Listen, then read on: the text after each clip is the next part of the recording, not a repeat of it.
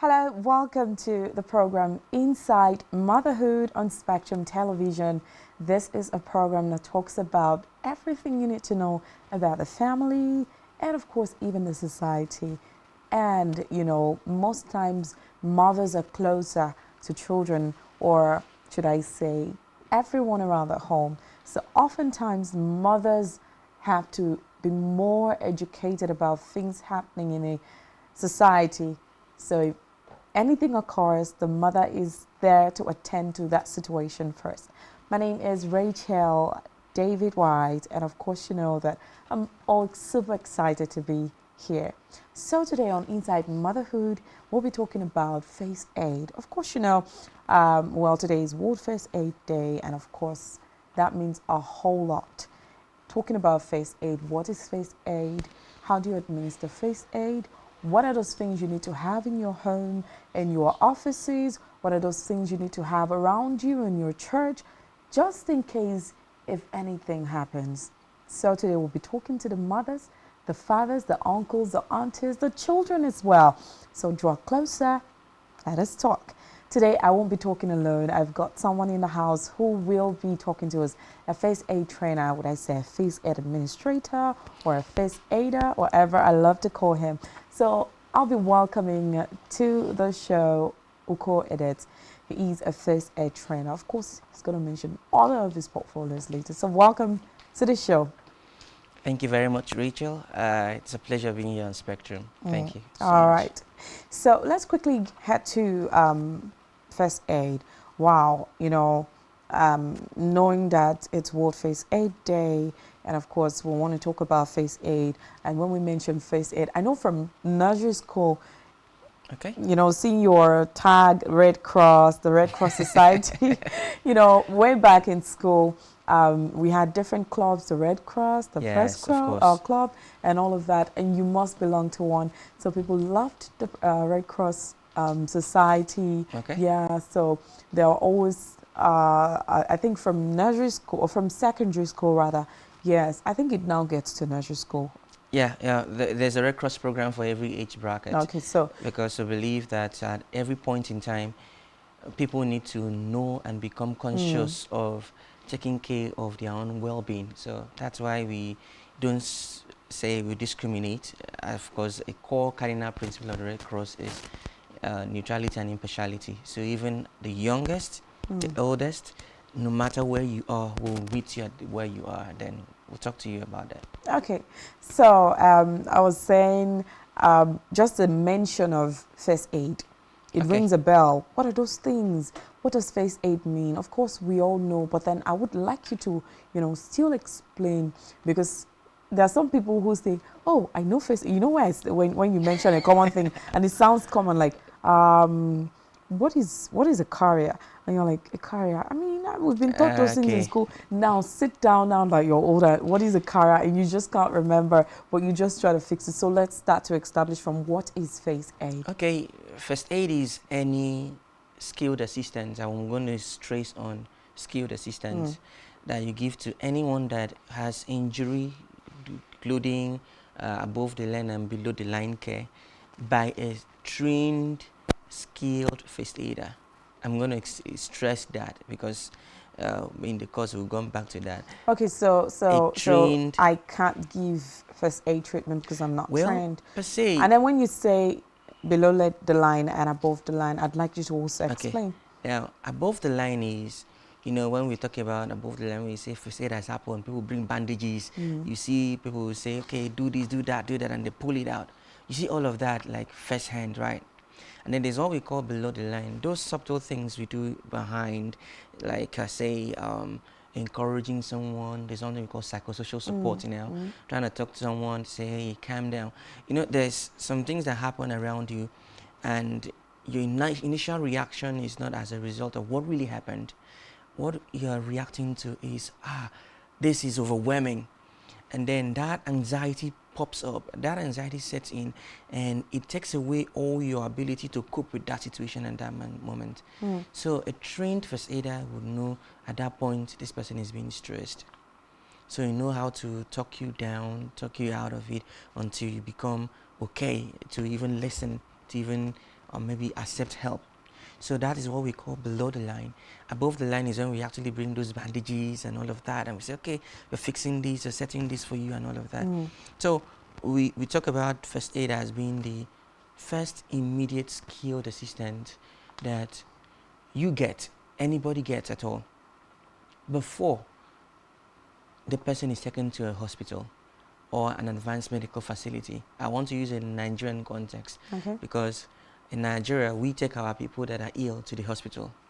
Outside, they tell you the ambulance comes to you. They say the arrival of a doctor, or before the arrival of an ambulance. But in our context, we do not really have that robust ambulance services. So our first aid is defined to, at best, to say it is when we actually take you to a hospital and we hand you over to hospital care. That's when we can now say, we have done first aid. And first aid can happen in the home, first aid can happen on the street, first aid can happen at work.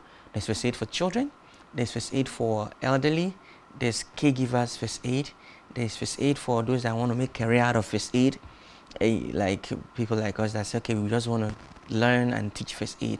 First aid is diverse, first aid is everywhere. So you can get first aid anywhere? Yes, anywhere. You can get first aid anywhere. So far as there is any threatening condition that threatens life. The core aim of first aid is to save life. The first thing is to save life. Whatever happens, we are trying to preserve life.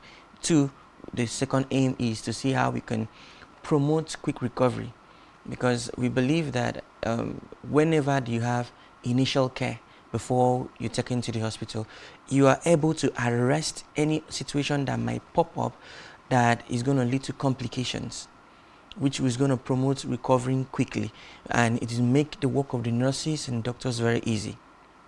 Then too, the next one we're talking about is seeing how we can prevent already bad situation from becoming worse. In this sense, health is dynamic. One thing will spiral into the other. If at a point you do not take control of something, let me use an example like fainting. Fainting might develop into what we call unconsciousness. And so we say stitch in time saves nine. Yeah. You start to bleed now. You bleed a little more. You bleed a pint, you bleed two. The next thing you have gone into what is called circulatory shock. So those things is that let's try and prevent things from becoming worse. We do first aid to prevent cross-infection, especially when there is mass casualty. This one is injured, that one is injured, the other one is injured. You do not know at what point are you opening. Whenever you have an injury and there's opening and all of that, you're actually open to other things entering your body, other opportunistic infections. We even have airborne diseases, bacteria, germs, and all of that. So we also do first aid to promote human dignity, because there's this stuff folks quick to say that people will not remember something, what happened, but they might remember how you treated them when those things happened. So the way you respond to people, give them that sense of belonging. The way you are able to say, whenever I teach first aid, I like saying something like this. I will say two things now immediately, and maybe you should be the judge which one was friendlier. I'm going to say the exact same thing. I'll say, sorry. Sorry now. And I also say, sorry. Sorry now. Which of them sounds more sorry than the other? I think even sorry sounds somehow to me. When my kids play and they eventually get to maybe uncomfort or discomfort each other. Yeah. So I don't like hearing sorry. I like to hear I am sorry. Okay. Now that is for when you are the one that caused it. In Nigerian context, we say sorry for everything. Your mother is late, we say sorry. Your father is late, we say sorry. Like we're the one that caused it anyway. But let's just come back to it. When injury happens, people will remember, because at a point when injury happens, people at their poorer, baser part, their emotional state is come down, their physical state has also come down. So they're beginning to wonder, how am I going to cope with this internally? They can also wonder, how am I going to extend this, and how am I going to survive this? There's some things I've seen crazy emotional outbursts in emergencies, and sometimes I'm like, did this person really say this? But when I sat back and that is what mattered to that person at that point. I saw an accident one time, and we were just trying to help the victim, and the person had an abrasion on the leg. She was a lady, and the first thing she said is, in our local parlance, I need indoba. That's who else is going to marry me with this kind of injury. Yeah. And I was trying to talk her, like, okay, this injury is just that, it's just seeing, you don't know how deep this is. You can actually get care and scars will clear up. But she wasn't afraid of the injury. She wasn't at pain. She didn't count her pain. She was kind of enveloping all the future into one singular sentence. Who is going to marry me? So you have to be able to understand how to manage people's emotions at that stage.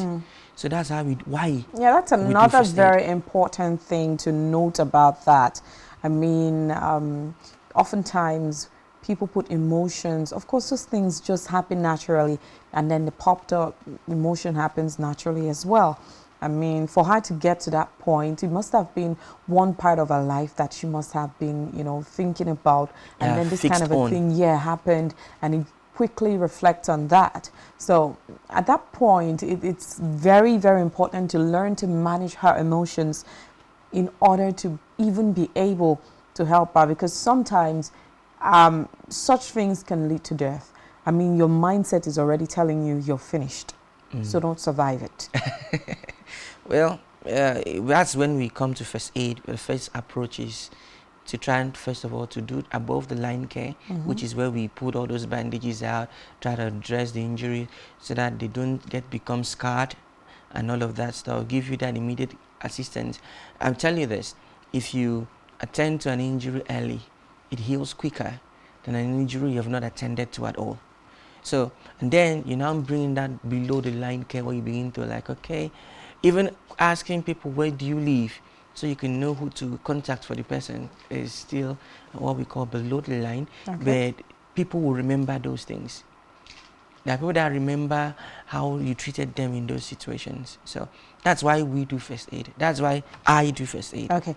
Now, you've talked about the importance of first aid. You've told us the meaning of first aid and, of course, the reason why you do first aid. I understand that this year's 2023 World First Aid Day theme is first aid in the digital world. That's having to promote the utilization of digital tools like mobile apps and videos and all of that, and it's resources that aid to provide or in the provision of first aid education, which we are currently doing. Before now, you could say you have to move from schools to schools, get to sensitize people. Of course, now digitalization is moving, and of course, you are able to sit here and say to people the importance of first aid as well. Now, is there a particular incident that could happen and you say, oh, this is above first aid treatment? At this point, you need to head straight to the hospital.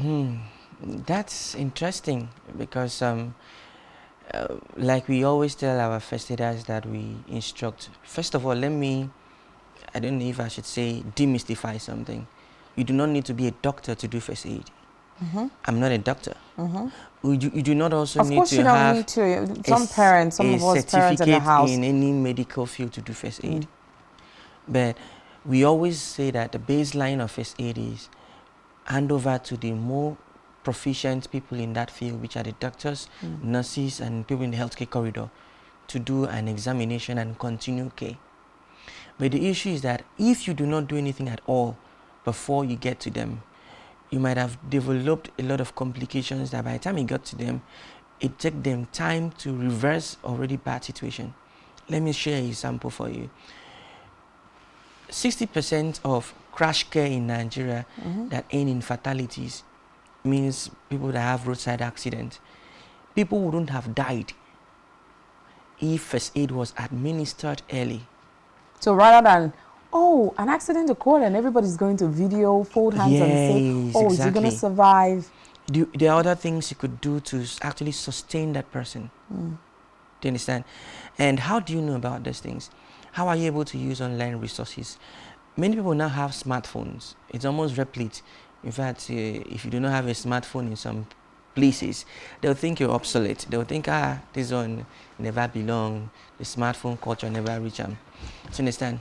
So when you see those smart devices, when you see people enjoy those smart devices, take some time, just like you solve the internet for other things. You solve the internet for your news, for your sport, for entertainment. You solve the internet for a lot of,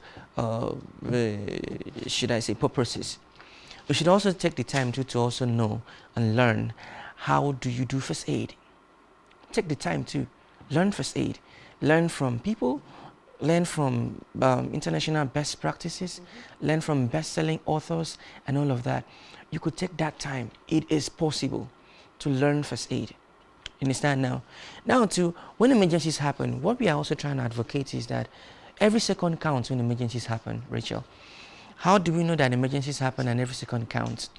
Is that the time people stand to video, the time people stand to dilly-dally, the time people stand to say, oh, this is that, that is this, and the time people stand to find fault, they could have used that time to actually help and move the person to hospital.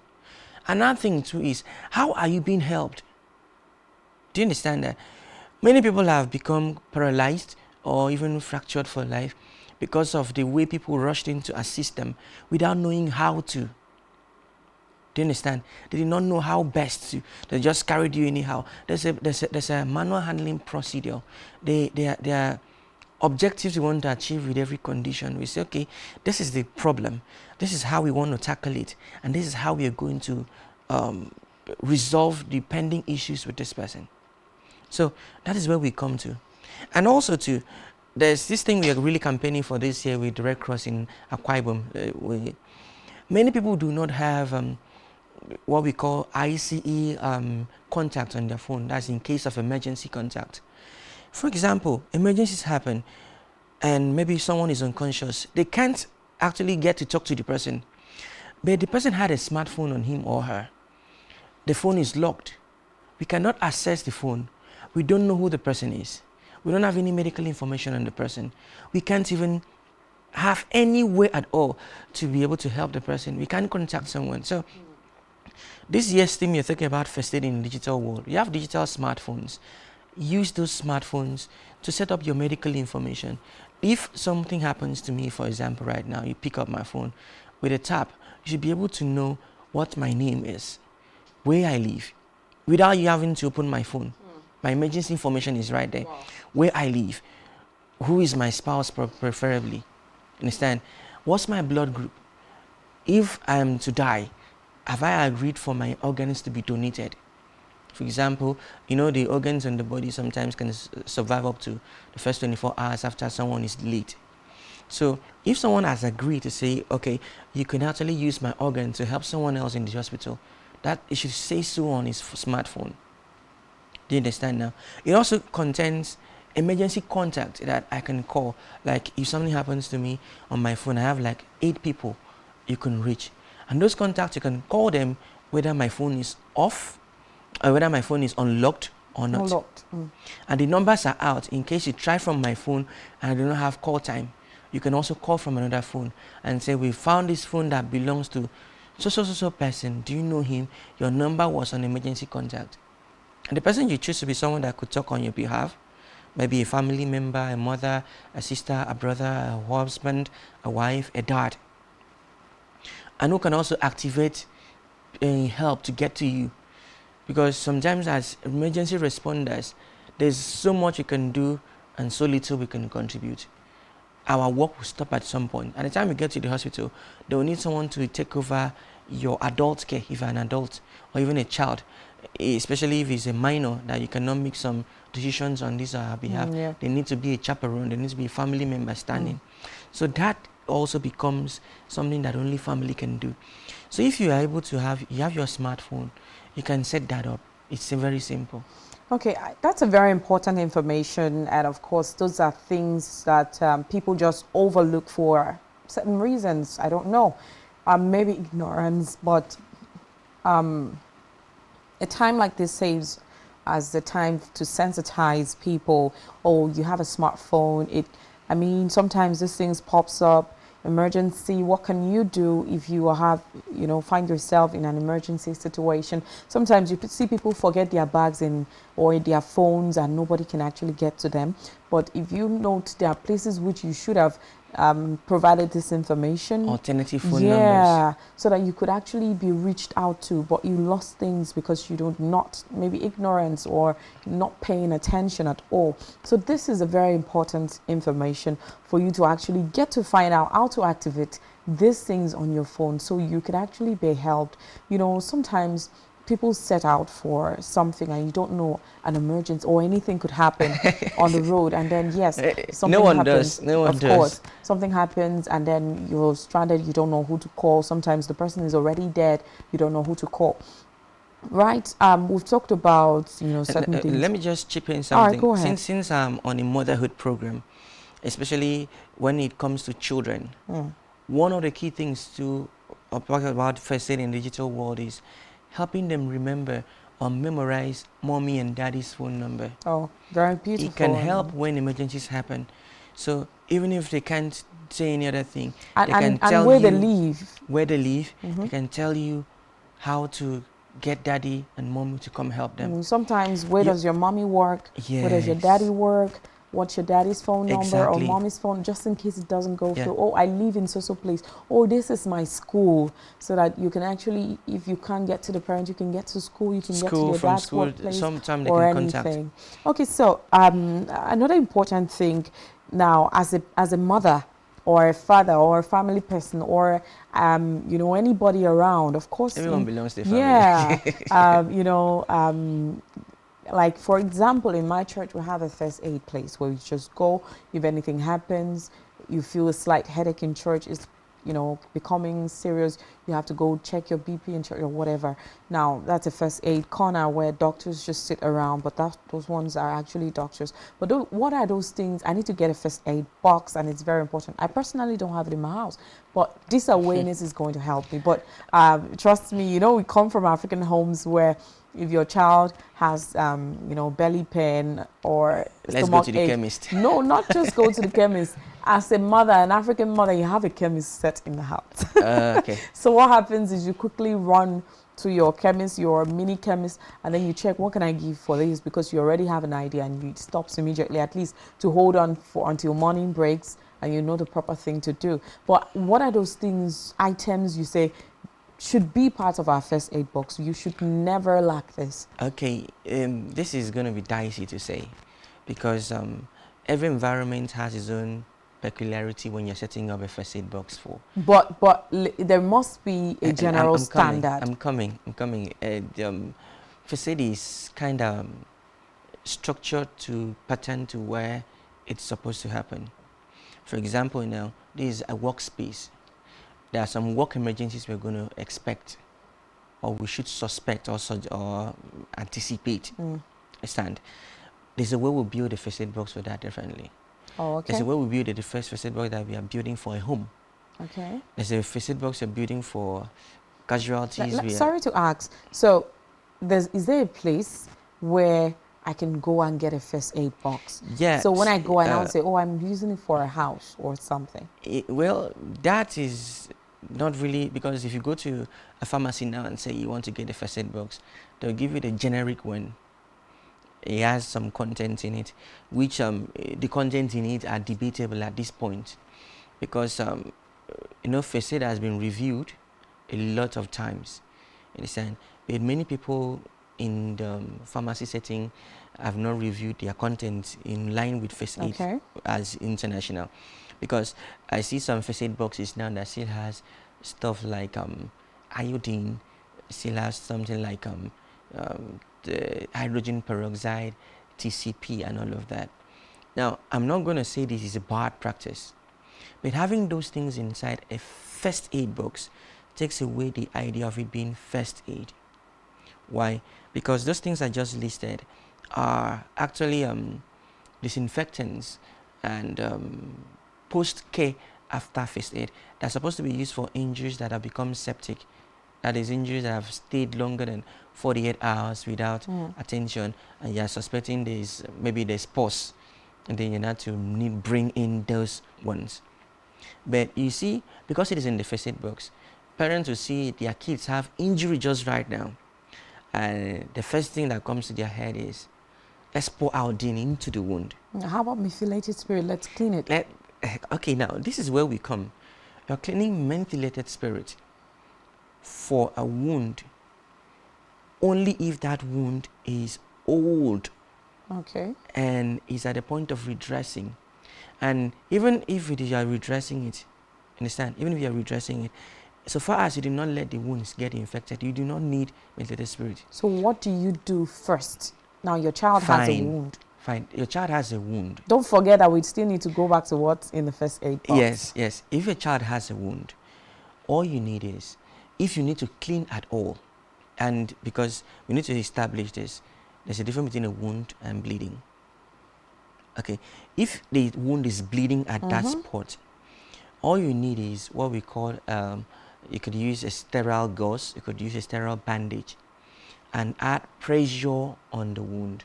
What you need to do is put it over the place and tie firm. When you tie real firm, it will reduce any amount of blood flow from that place. Okay. Or possibly letting the blood clot. Understand? And I have many testimonies to say, in fact, if you have an injury and you pressure it for very long, your body will naturally redirect bleeding from that area, because it is noted that for whatever reason, don't bleed that area. Do you get me now? And when you now pour spirit and all of those things inside an injury in the name of cleaning, those areas tend to keep bleeding, because the body naturally clots, the blood naturally clots when it comes in contact with air. But you have kept on washing out the surface, they'll keep trying to bleed, and you keep trying to pour more. It is not those things that make the bleeding stop. It is the firm bandage you press over the injury. Did you get now? You know, right now my mind is on the practical. That's why you need to learn first aid for yourself. So when you keep pouring those solutions don't help at a point of being a fresh wound. Okay. But if you really need to clean a wound, maybe because maybe talking to mothers now, your child runs to you all mangled up and you see blood everywhere, and you can't really detect what we call the eye of the injury. You really need to clean. We ask you to use sterile water, just water. Okay.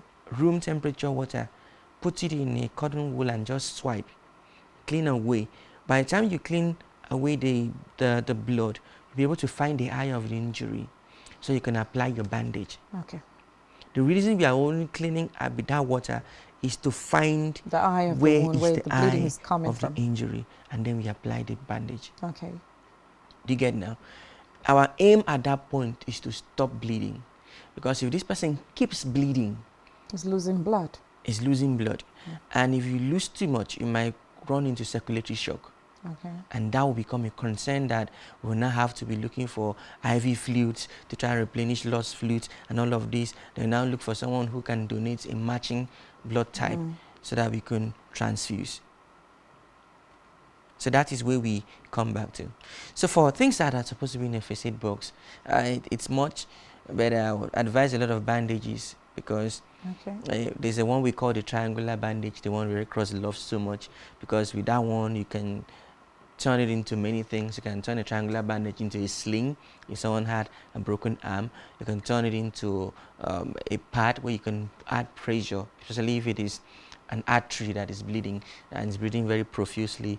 You might need to soak up a material and put on the injury first before you tie another bandage, because your aim is to add sufficient pressure at the point that is bleeding and cover it from infection from the outside. Understand now? So you can have stuff like gauze bandages, we have roller bandages, we have crepe bandages, we have elastic compression bandages in the first aid box. You have sterile wipes. Those ones are alcohol-based sterile wipes. Those alcohol-based is not methylated spirit this time. It's just for you to disinfect what you're using. For example, if I have to use a scissor and I've just used it, I have to clean it with an alcohol base so that bacteria won't settle on it. You understand now? Especially if I have to use it for someone else in the next how many minutes. You understand? You have those alcohol-based sterile wipes. We have scissors. We have faucets. We have, if you don't have a faucet, you can have a tweezer that's going to help you. Cotton wool is also there, but I must warn too. Cotton wool is not supposed to be placed direct on a wound. Yeah, because it can actually Cotton wool drop is actually remains. fibrous. Yeah. So by the time you put it on a wound, before you get to, if you get to a point of redressing a wound, you have to, Find a by way to get it secondary out. intention, cause reactional bleeding. So you don't put cotton wool on an injury directly. Cotton wool is used to host solutions. For example, if you have to clean with water, you needed that cotton wool to clean. Or maybe you need to sterilize your equipment like your scissors and your tweezers. So you need an alcohol base. If you don't have a wiper, that's why you might need a methylated spirit to clean the scissors. You clean the your tweezers or your faucets.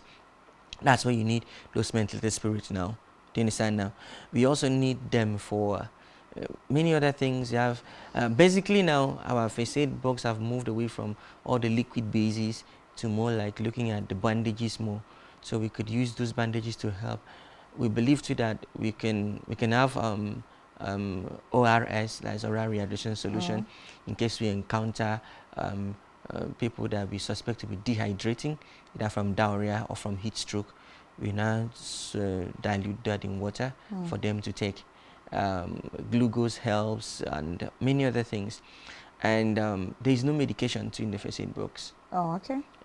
It has been debated over the years. Since we are allowing first aid, opening it up to people that do not have medical experience, we do not expect to put them under pressure to try to determine dosage or try to determine what is the body size, what is weight, or what is appropriate at this point, what medication, what you know, this emergency, what is the first line of medication to take. So the first aid box has de-emphasized on that. Okay, now I think the only two medication that is allowed in the first aid box globally, one is insulin for people that are diabetic, and if you are preparing a first aid kit for diabetic people, that is also set separate.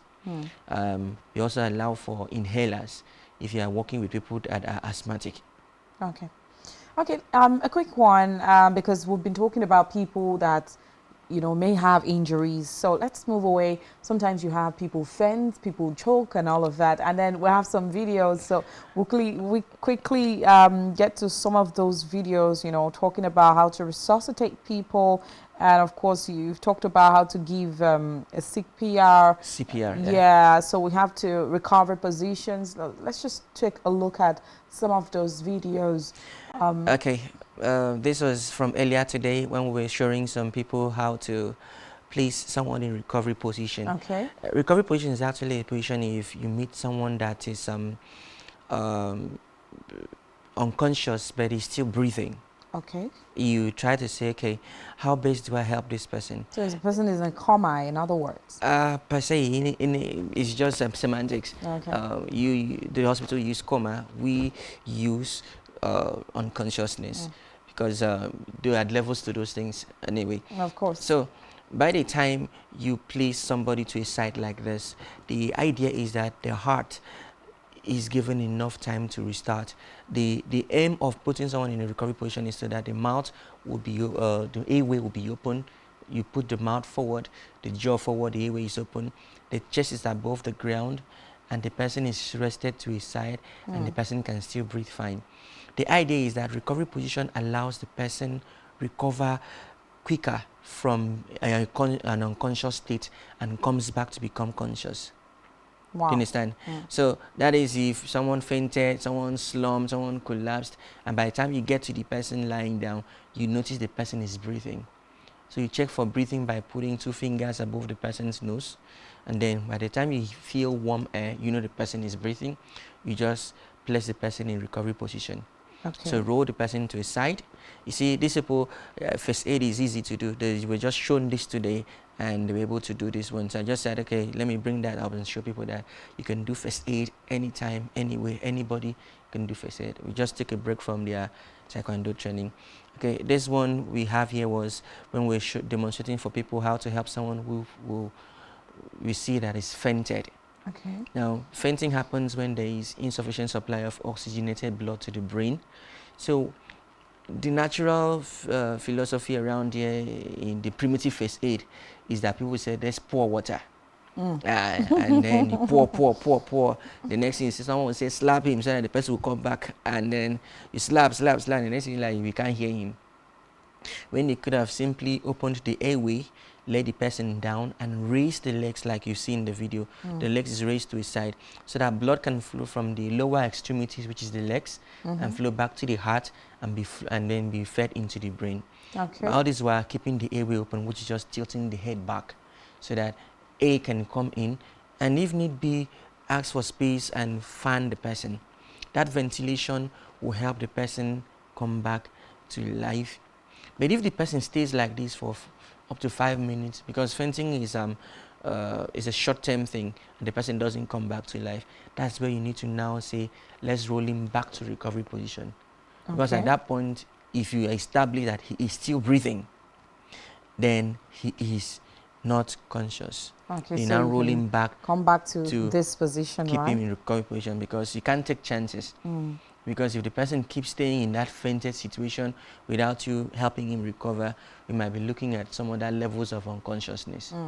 Okay, we also have other videos where, See, of course, this yes. is when we're teaching kids how to give CPR. CPR comes in handy when we have someone that is not breathing.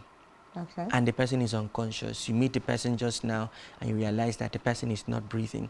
You need to encourage the person to give CPR, which is what we call external chest compression. You lay the person down and then out to actually filibust like you see in the video. Put 2 hands over the chest of the person and then compress at least 2 inch deep at a 110 BMP. If you do music, you understand that. At a tap of 1, 2, 3, 4, 5, 6, 7, 8. You get up to 30 and then you check again if the person is still breathing. If the person is breathing, place in recovery position. If he's not breathing, you start another 30.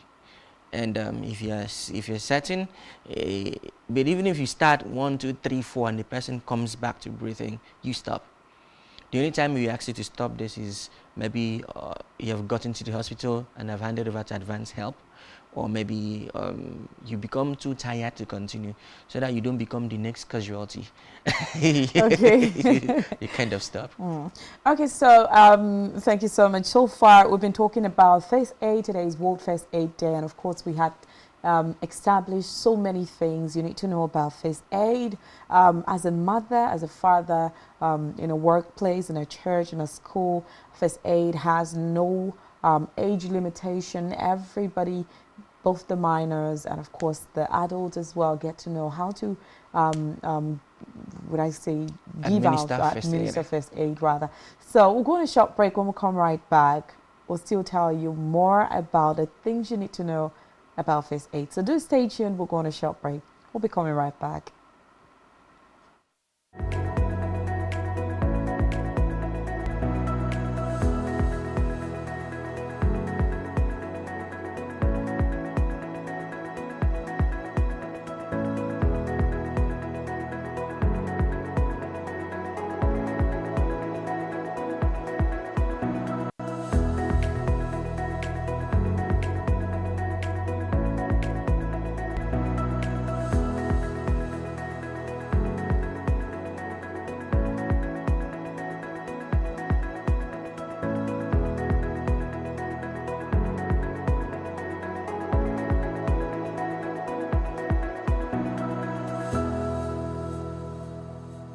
Every society is premised on the quality of relationships forged by its inhabitants. The health of these relationships determines how well people, relationships, organizations thrive and how long they stick together.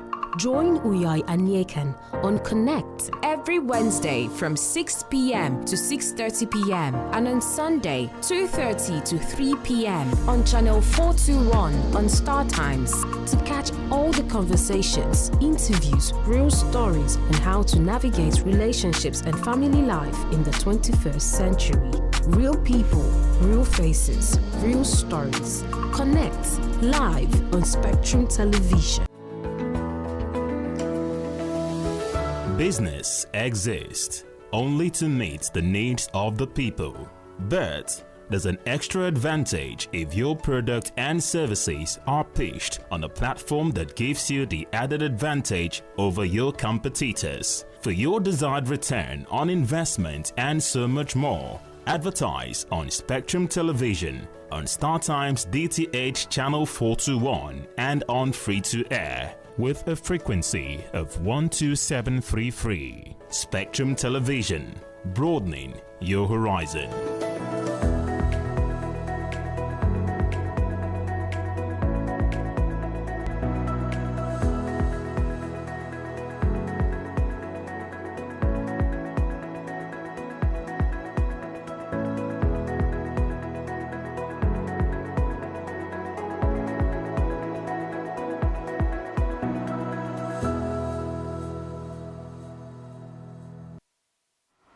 All right, welcome back. It's still the program Inside Motherhood here on Spectrum Television, and we've been discussing first aid. Today's World First Aid Day.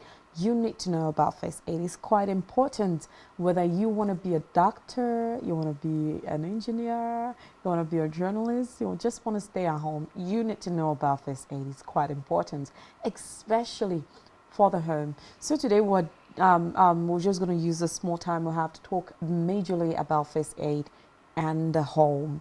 And of course, say I want my children to know how to, learn how to administer first aid, or I just want to know it for myself, away from the normal natural knowledge you get to have. Okay. What do I do? Well, it's simple. Since you're advocating for first aid in the digital world, there are many digital platforms that teach first aid.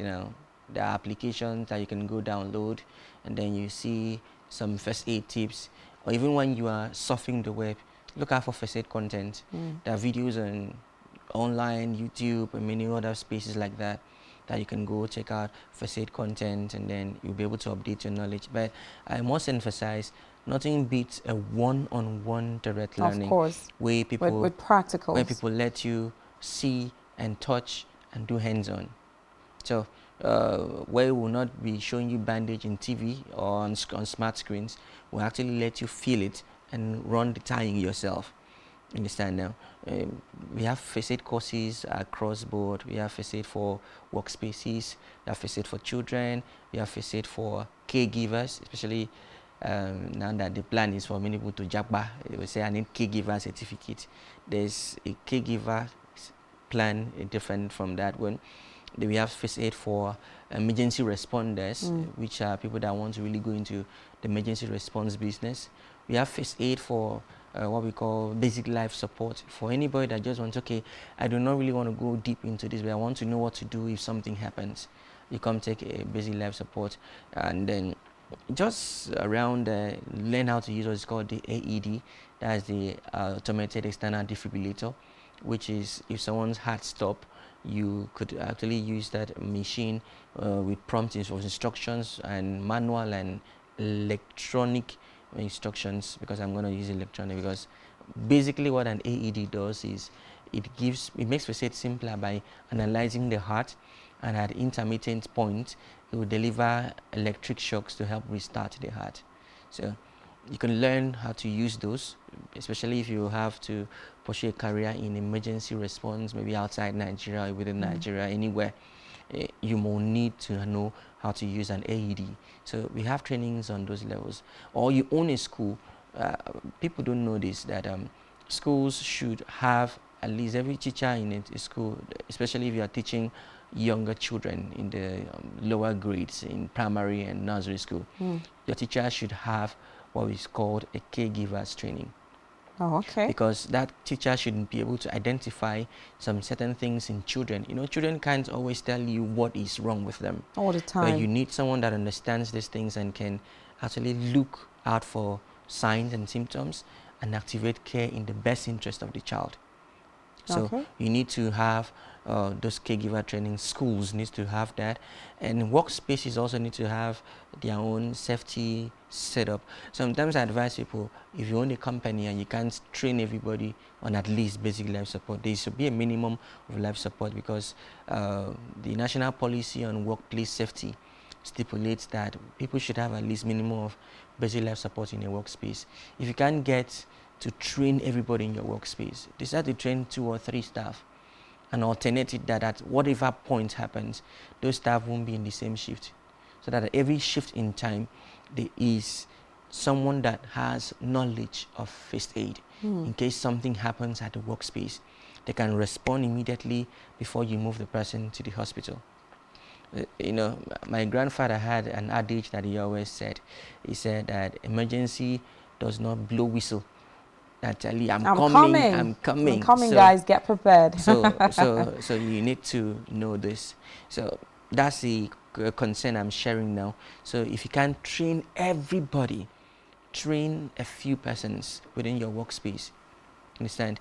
And then if you can also train, or you just want it for yourself and for your kids at home, there is a family package where we could teach at grade appropriate levels.